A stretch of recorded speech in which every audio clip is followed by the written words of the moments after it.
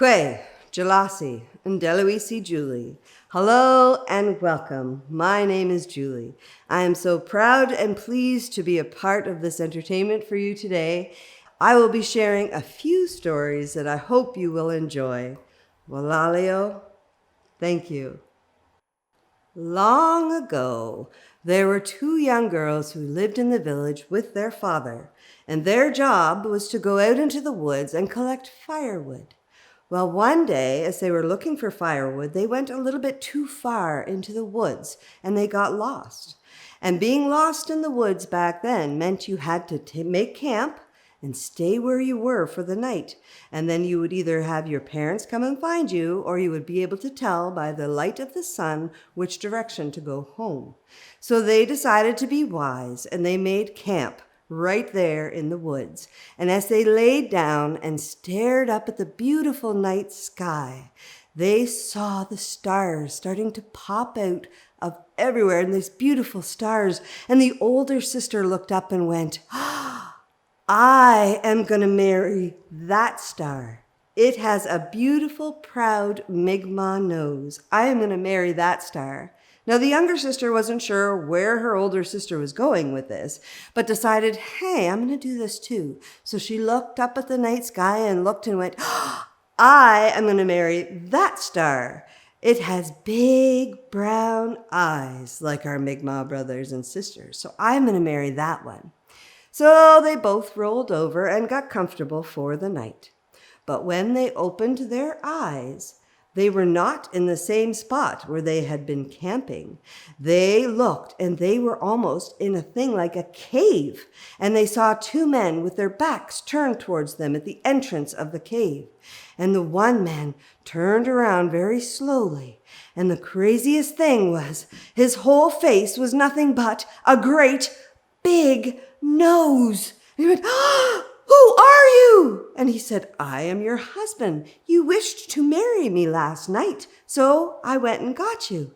And the second man slowly turned around, and all he was two great big brown eyes staring at them, blinking.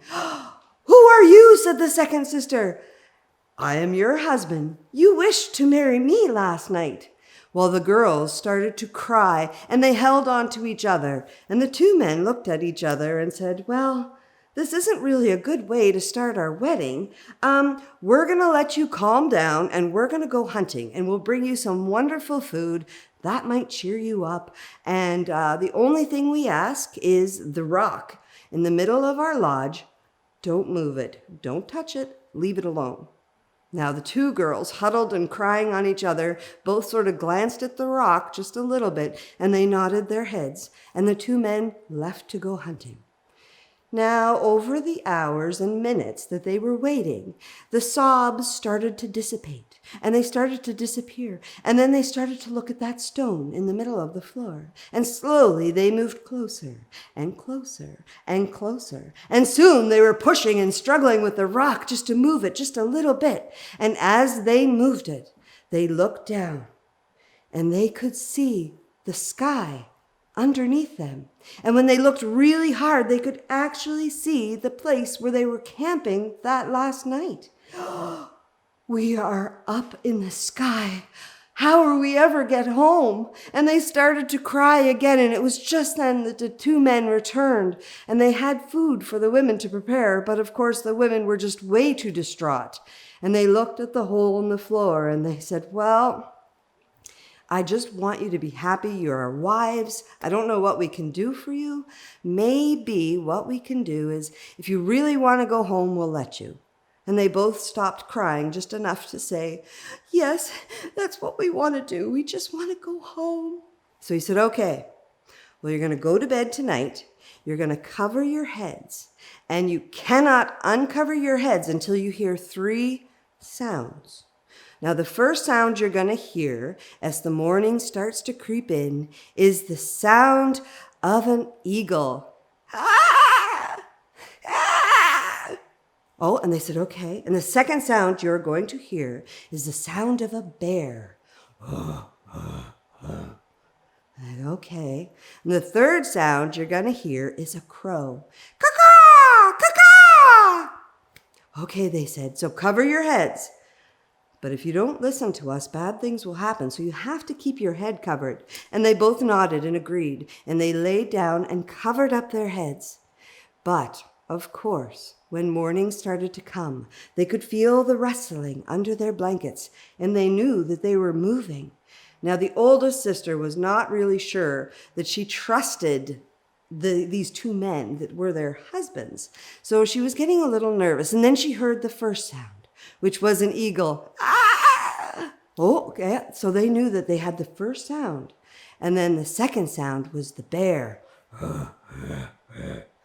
Now, the older sister got worried that maybe this was another trick and bad things were going to happen. So she decided to peek, and instantly she disappeared from under the blanket. Now, the second sister waited, and she heard the third sound, which was the crow. Caw-caw! Caw-caw! And then she felt the blanket land on the ground ever so softly. She lifted off the blanket and she looked, and she was in the exact spot where she was the night before. And she looked around, and next to her was just an empty blanket. Sister? Sister? Where did you go, sister? And then just as she looked up, because the sun was just starting to rise over the horizon, she saw a star flying across the sky. And as it was flying across the sky, she faintly heard, "Sister." That was her sister. Her sister had peeked under the blanket, and now forever she will be a shooting star across the night sky. So if you are ever out late at night and you so happen to see one of those shooting stars shoot right across the sky, listen really carefully, because you might hear that older sister say, "Sister."